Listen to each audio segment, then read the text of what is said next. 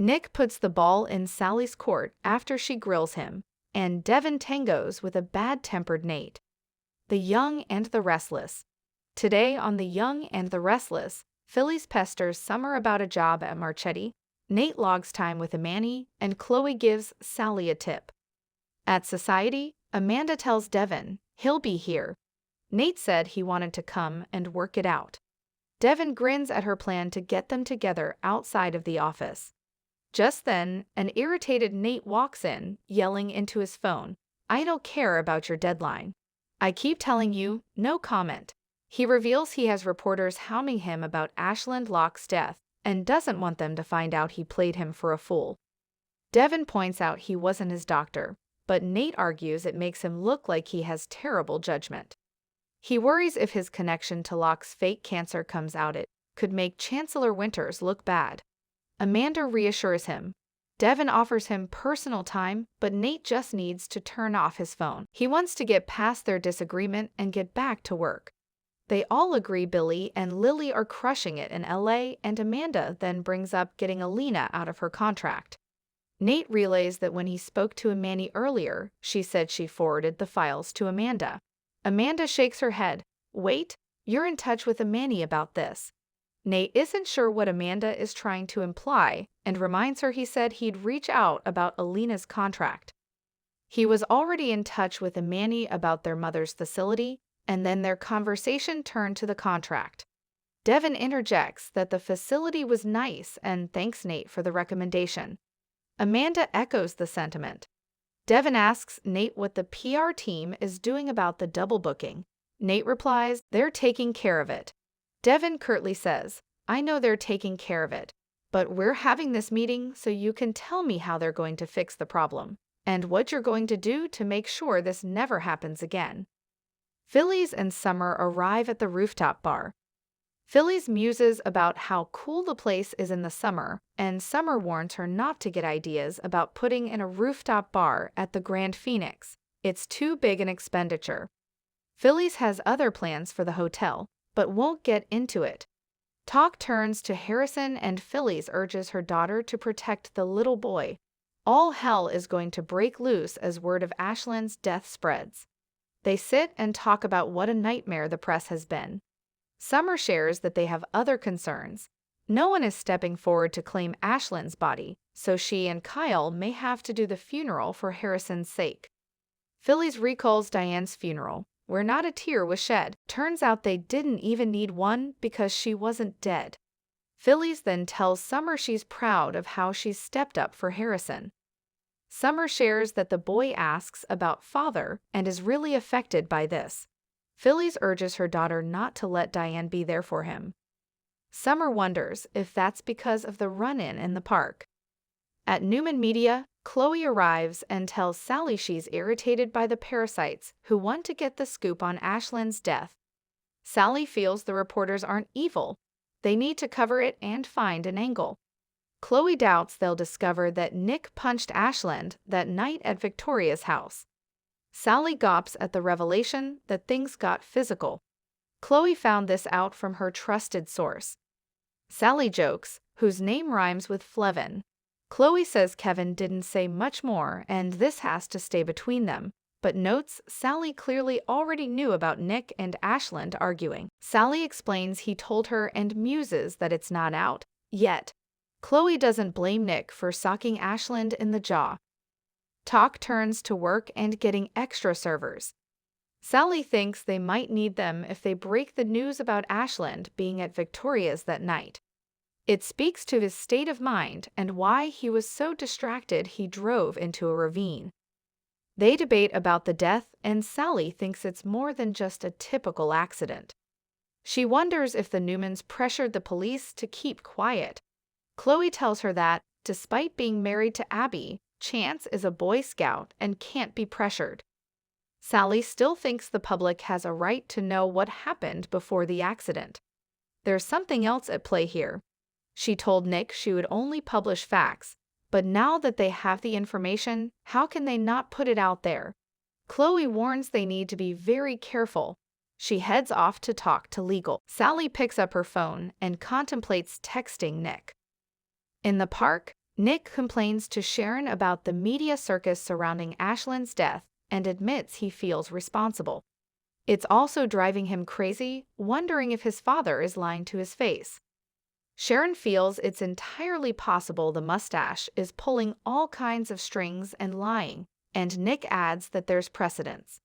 Sharon figures he means Victor covering for Adam when he killed a man as a child. Nick has no intention of letting that happen with him.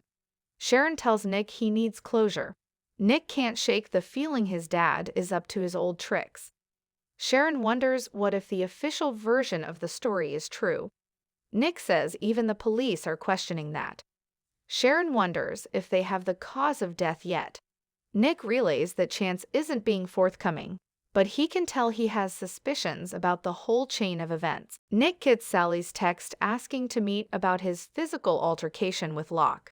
He tells Sharon it's not Chance, it's someone else digging for answers. Sharon tells Nick she's there for him when he wants to talk. He thanks her for being there for him. On the rooftop, Summer accuses Phillies of avoiding talking about what happened in the park. Phillies relays that Jack reacted exactly how she'd think he'd react. It was bad timing for her and great timing for Diane, who took advantage of the situation knowing he was in the park. Summer asks what happened after she and Diane left. Phillies doesn't want to get into it and instead asks again about a job at Marchetti. Let's do this. At Society, Nate informs Devon he doesn't like being micromanaged. It sounded like you doubted that I was on top of the situation. Amanda thinks they have things to work out and leaves them to it. Devon asks Nate, "Do you have a problem?" Nate's just trying to do the job he hired him to do. Devon replies, "Okay, so then why can't I ask you a question about this job I hired you to do?" He recaps the double booking situation and wants to know what the PR team is doing about it. Nate argues, "You delegated the authority to fix the problem to me." Devon agrees, but he's not just going to ignore it. "Did you never ask another doctor about their job?" Nate says he did all the time, but he didn't pester them or interrupt their surgeries. Devon points out it's the first time he's asked. If there's a bigger problem, maybe he should tell him. Nate scoffs, "Oh, now I need help." Devon feels his cousin is taking all of this personally, and Nate wonders how else he's supposed to take it. Devon thinks he's overreacting to his questions because in some way he's second-guessing this career change. Nate denies he's insecure. Devon finds he's being really sensitive. Nate doesn't like being told he needs a watchdog looking over his shoulder. Devon has a lot invested in this company's success. Nate's trying to add value. Devon reminds him he's new to the business world. Nate complains he's stifling him. "You're used to calling all the shots and it sounds like you want it to stay that way." Devon still thinks Nate should get a mentor or some media training. Nate walks out. At the rooftop bar, Summer doesn't think it's the right time to broach Phillies coming to work at Marchetti with Kyle. "Let's give it some time." Phillies advises her to make sure to tell him what a great work ethic she has and confides that she might be selling the Grand Phoenix. Summer's astonished. Phillies tells her about Lily's generous offer. Maybe it's just meant to be. Summer's just surprised. She knows how much the hotel means to her. Phillies says Summer means more. Just then, Philly's phone buzzies with a text from Ashley about a meeting to discuss Diane. Nick joins Sally in her office and asks where she got her information. Sally muses that your confrontation with Ashland turned physical and you punched him. "We have a lot of reliable sources here at Newman Media." Nick wonders if she wants to know or if Newman Media wants to know. She replies, "We're one and the same." Sally wants to know why Nick hit Ashland, if he was invited into Victoria's house, and how Nick fits into the scenario. On edge with the questioning, Nick confirms he hit Ashland and says it was because he was getting violent with his sister and he had to stop it. Sally understands. So then what happened? She wonders if Locke drove off. Nick has no idea how the crash happened. All he knows is that later that night he was found in his car in the ravine. Sally is glad to have the facts. Now Newman Media can beat the others to the punch. Nick balks. Sally wants to outscoop the other outlets and publish the story of the last night of Ashland Locke's life. At Chancellor Winters, Amanda guesses things didn't go well with Devon and Nate. Devon says he's too sensitive to talk to right now. He may have pulled Nate into the business world too fast for his own good. He perhaps should have let him start out slowly. Amanda points out he was the chief of surgery. He needed to offer him a senior position to make it worth his while. Still, Devon should have known there would be issues in the beginning. Amanda thinks it's just a learning curve and feels Ashland's death may have rattled him. Devon says things weren't exactly smooth sailing before Locke died. The idea was for the company to be a cohesive family unit, and he doesn't know if they can ever get it to that. At Crimson Lights, Sharon asks Nate if everything's okay. He says it will be when he gets home. They make small talk about Alina, and he alludes to cutting their reunion short so he could get back to work. Big mistake. Nate gets 2 coffees and texts Alina that he's bringing the Java home so he can see her. While putting creamer in them, he receives a red heart emoji back from his girlfriend. Just then, his phone rings. It's Imani, who called because her mom's sleeping and she wants company.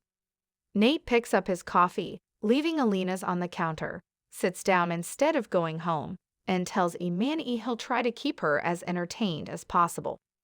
At the rooftop bar, Summer thinks Kyle may nix Philly's working at Marchetti because of Diane. He might be a little suspicious of this sudden career change. Phyllis rants that she's a jack of all trades and wants to work with her daughter just as Kyle is working with his mom and dad.